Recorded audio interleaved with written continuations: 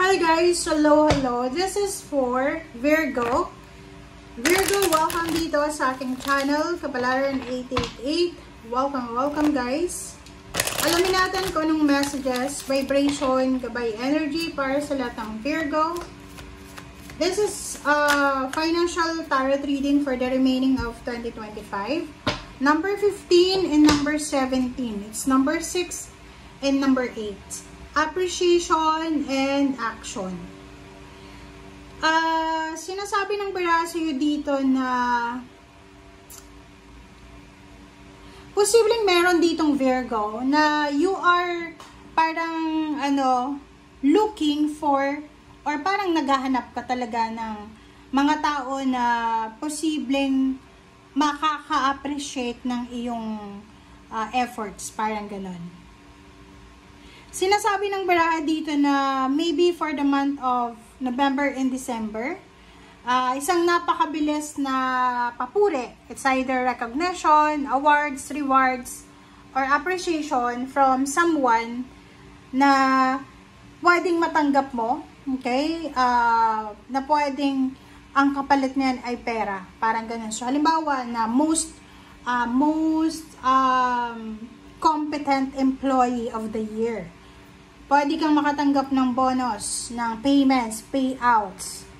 Yun, appreciation certificate, parang ganun. So, sinasabi ng baraha sa'yo na yung mga Virgo dyan na parang feeling nyo walang nakaka-appreciate sa nyo, for the next 2 months ay posibleng makakatanggap ka ng appreciation. And in terms of money, relationship, sinasabi ng baraha sa'yo na mag-iingat tayo, Virgo. Huwag kang magmamadali na magdesisyon. Yun lang. For the last 2 months of 2025, huwag kang magmamadaling mag-isip ng kung ano man na desisyon. Mag-resign or mag-awol, parang gano'n, iwol. Kailangan mong pag-isipang mabuti. Kailangan mong ma-appreciate. Like, for example, ngayon, may business ka siguro, pero hindi masyadong maganda yung pasok ng financial. Still, you need to appreciate, diba? Kailangan mo pa rin na-appreciate yung kung ano yung meron ka. Maraming tao ngayon ang walang pera, walang relationship, may mga health issues. So, kung anong meron ka ngayon, kailangan mong maging thankful and grateful. Okay. Okay, comment down below if you resonated. Kasi kung makikita mo dito,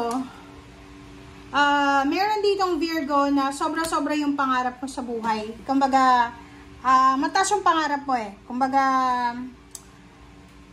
may tiwala ka sa sarili mo. Okay? May tiwala ka sa sarili mo na yung victory and success na pinapangarap mo, minamanifest mo, lalo na sa trabaho ay makukuha mo.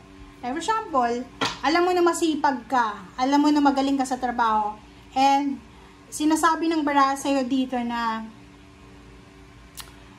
hindi ibig sabihin na pakiramdam natin magaling tayo, matalino tayo, masipag tayo, ilalagay na natin yung sarili natin sa future na parang, in the future, magiging manager ako, supervisor, ganyan-ganito. So, yung chariot na to, yung success, okay, yung success, Virgo, na pinapangarap mo, yung success na ini-imagine mo, ay posibleng hindi matuloy. Lalo this November and December.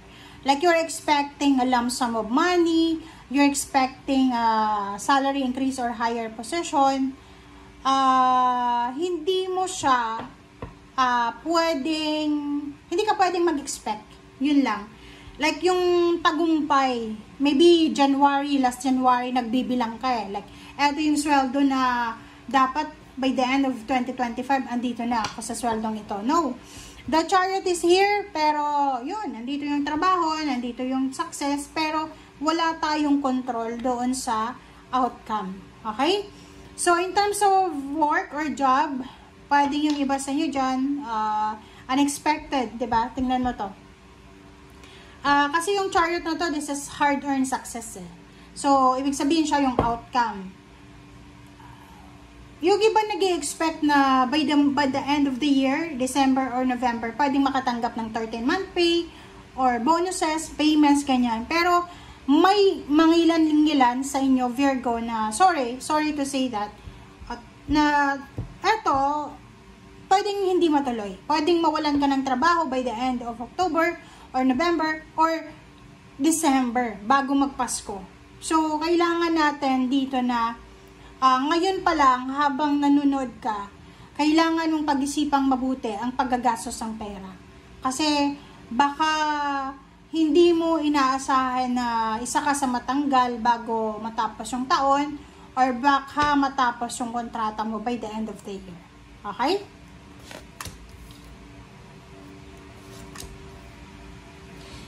Ace of Pentacles, the Sun, Ten of Wands, and the Empress, Strength.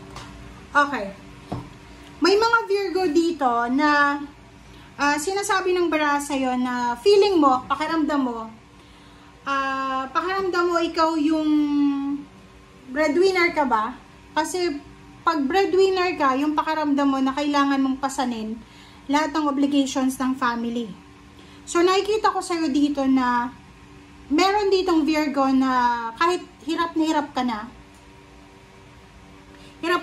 sa trabaho, hirap ka na sa business mo, pero nagsasacrifice ka pa rin kasi pakiramdam mo once na sinabi mo sa kapamilya mo na, uy, wala na akong trabaho, uy, hindi maganda yung takbo ng business ko, parang feeling mo magiging iba, hindi ka nila ma-appreciate or magiging iba yung trato nila sa'yo.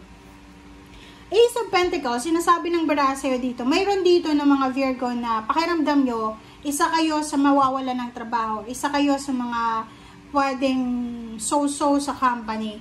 And nakikita ko sa'yo dito na habang nagtatrabaho ka, okay, habang may trabaho ka, busy ka din sa pag-a-apply online. Parang naghahanap ka ng pwedeng malipatan mo, or busy ka sa paghahanap ng mga tao na pwedeng makatulong sa'yo.